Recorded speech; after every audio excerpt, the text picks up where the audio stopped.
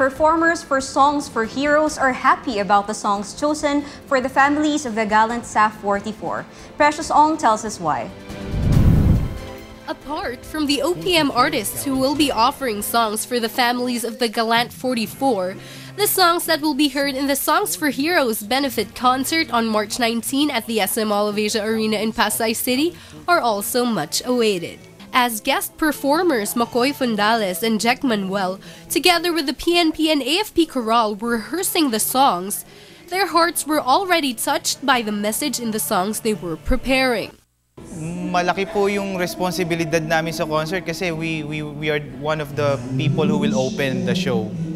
And thankfully, yung na-assign sa aming kanta yung mga kanta na hindi ka banda sa Pilipinas pag hindi mo dinaanan yung mga piyesa na yon. Basta, ano yon, isang malaking pasasalamat yung piyesa na yon at it felt good kasi everybody could sing along with it. Ito yung one way of saying thank you. Hindi lang naman sa SAF 44, kundi dun sa mga nag-aalay ng kanilang buhay para sa sambayan ng Pilipino.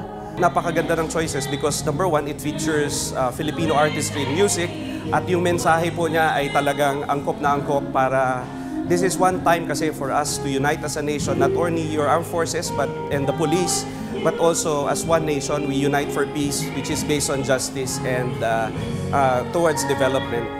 Very good choices of songs kasi very related at saka talagang hindi siya pampadrama.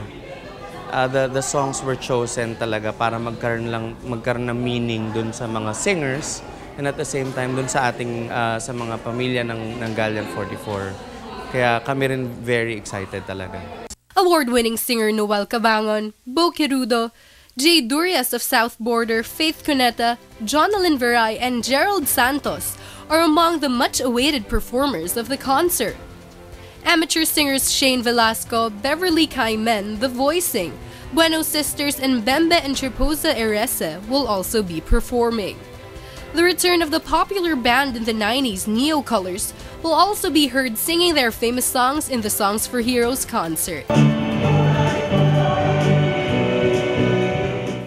Precious Ong reporting for Y News.